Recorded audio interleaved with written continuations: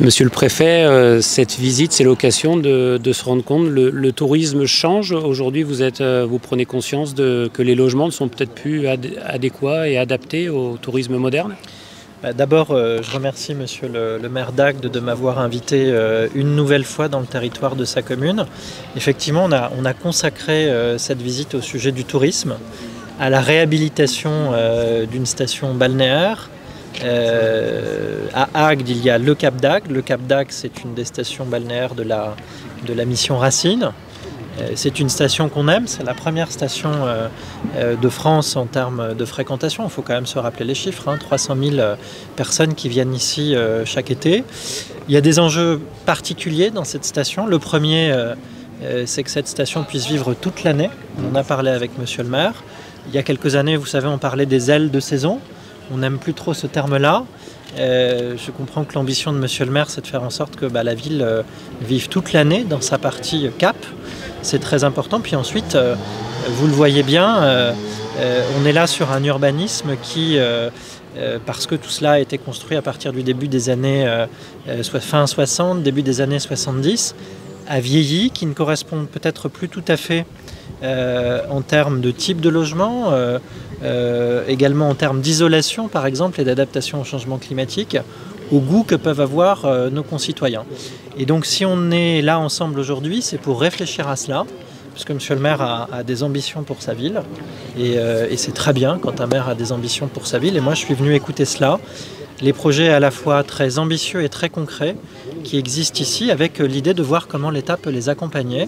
Pas forcément d'ailleurs avec énormément d'argent public, parce qu'on pense qu'on peut trouver un modèle qui est assez largement financé par le privé et qui peut participer sur un horizon de moyen ou de long terme à la réhabilitation de cette station qui est dans le cœur des Français d'abord et puis le cœur des Héraultais également. Quasiment un an jour pour jour après votre première visite en Agde. Est-ce qu'il y a déjà un projet ou une réalisation qui vous a marqué aujourd'hui dans votre visite? Alors vous avez tout à fait raison de dire que ça fait un an que je suis dans le département. J'ai fêté mon anniversaire dans le département hier. Écoutez, ce qui me frappe le plus à Agde, c'est pas sur la station, c'est le cœur de ville. C'est l'opération En Rue que nous menons qui est très impressionnante et qui, je crois, va transformer le cœur historique de la ville. Vous savez, c'est plusieurs dizaines de millions d'euros qui sont engagés là-bas. Et tout ce qu'il y a de l'autre côté du fleuve Hérault, et notamment l'opération de réhabilitation de la friche dite la Méditerranéenne, qui est une opération majeure qu'il faut d'abord mener à bout, et ça on s'y emploie avec cette passerelle magnifique. Je tiens beaucoup à cette passerelle qui va relier les deux parties de la ville et le magnifique château Laurent que j'avais eu l'occasion de visiter l'année dernière. Donc il faut déjà qu'on finisse ça. Monsieur le maire me disait que pour les habitants, bien chacun commençait à comprendre qu'on allait voir le bout du tunnel, que ça avançait et qu'on allait vraiment vers le mieux. Et puis si nous sommes là aujourd'hui, c'est aussi pour commencer à réfléchir à ce qu'on va faire ici. Il y a évidemment des choses qui sont faites ici. On est sur une place où d'ailleurs l'État a financé la réhabilitation de cette place avec du fonds vert, avec du plan Avenir Littoral 21, qui est, vous savez, un mini contrat de plan État-région pour la côte du Languedoc-Roussillon.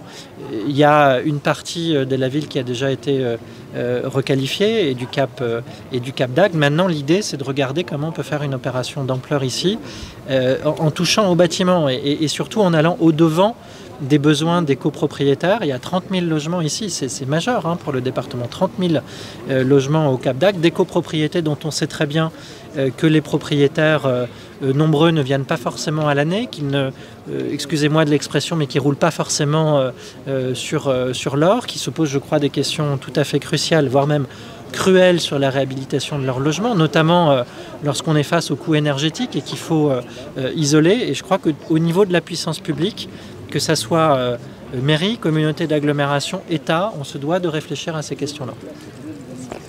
Monsieur le maire, il était important pour vous aujourd'hui d'exposer un certain nombre peut-être de petits problèmes au sein de l'État?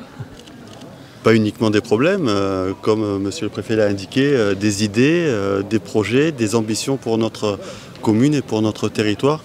Je tiens vraiment à le remercier et au travers de lui l'État parce que si notre commune est ce qu'elle est aujourd'hui, c'est parce que l'État a, il y a quelques décennies maintenant, permis la création de ce qui est devenu la première station balnéaire de France. C'est un motif réel de fierté pour nous, Agatois, que d'habiter et de faire vivre une cité qui est choisie par des centaines de milliers de personnes chaque année pour venir y passer en famille leur temps de vacances. Un réel sentiment de fierté qui doit nous animer. Et si nous devons avoir un autre sentiment, c'est un sentiment de responsabilité, puisqu'il nous revient aujourd'hui de prévoir l'avenir et l'évolution de la station du Cap d'Agde.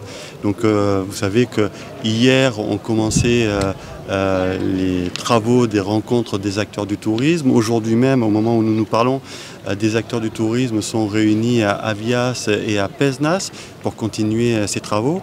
Et le 12 novembre, nous nous retrouverons nombreux au Palais des Congrès du Cap d'Agde pour tracer les perspectives d'évolution du Cap d'Agde.